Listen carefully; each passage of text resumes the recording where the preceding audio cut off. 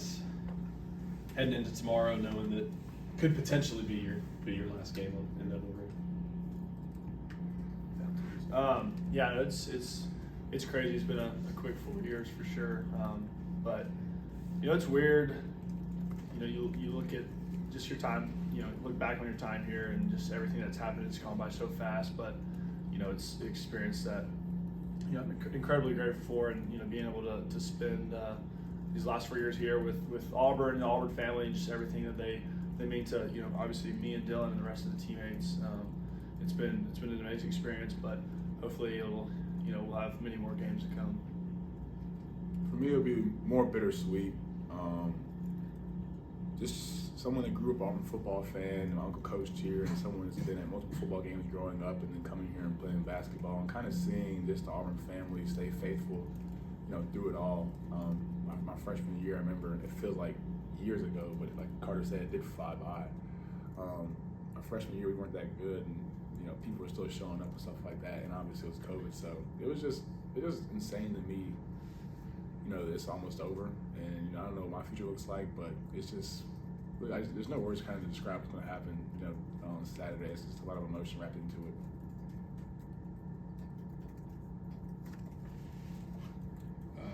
Dylan, you had a really strong game against Mizzou. Hit another three, obviously. How confident do you feel kind of with your game at this point in the year? We're seeing more and more, especially on offense. Just playing free and having an opportunity. That's all it really is for me. And I don't go into games thinking I'm going to shoot a three, or I'm going to play more free offensively, or I'm going to score more. It's just opportunity. The ball just happens to land in my hands, and that's all thanks to the guards getting downhill. So it's March, and it kind of requires our best. So I have to be locked in coming from here on out. BP was talking when they made the switch in the lineup to bring Aiden in and have Trey come off the bench. One of the main reasons he did is because he plays really well with you. Trey plays really well. Just talk about that connection that you have with him and what makes y'all kind of work so well together. Yeah, so okay, hold on. Yeah, Trey, my dog, I love Aiden, and Aiden is amazing. He's going to be an amazing point guard one day. And but Trey, he just gets downhill more. He's able to score more, and he's such a threat. Getting downhill to score for himself, that opens up the lane for me, and it kind of frees me up last second. It's kind of like playing with KD. It's like playing with 2K out there as far as getting downhill and dishing it off. So with Aiden, that's something I feel like he should add to his game. Being able to get downhill once he adds that weight to himself, whether he comes back or not, being able to get downhill and kind of create for others, it'll make him more unstoppable. But that's what makes me and Trey's connection so valuable, is that Trey's able to get downhill, not only create for himself, but create for others. Carter, what are some of the challenges for scout team once you guys get into postseason mode, where it's potentially, the SEC tournament, you can obviously back-to-back games, you're playing the team that maybe you haven't played in months, and you've got just a few hours to prepare. What are the challenges of that? Yeah, definitely. I would say that the biggest challenge is just the quick turnaround, like you mentioned. You might have a day or two in between games, but thankfully on the scout team we have a lot of smart guys. So we run over different teams' plays multiple times. So hopefully even though it is a quick turnaround, hopefully we've already kind of at least remembered the general idea of what a lot of teams run. So it's not actually that bad. It's not as bad as you would think, but like I said, we got some smart guys who have good memories, so it's not too terribly bad. For Dylan and Carter, how much family members are going to be here for you tomorrow, and what's it going to mean to you to have them here? I think I'm going to have, I think there's 11 people total coming. So 10 family members, then my girlfriend's coming.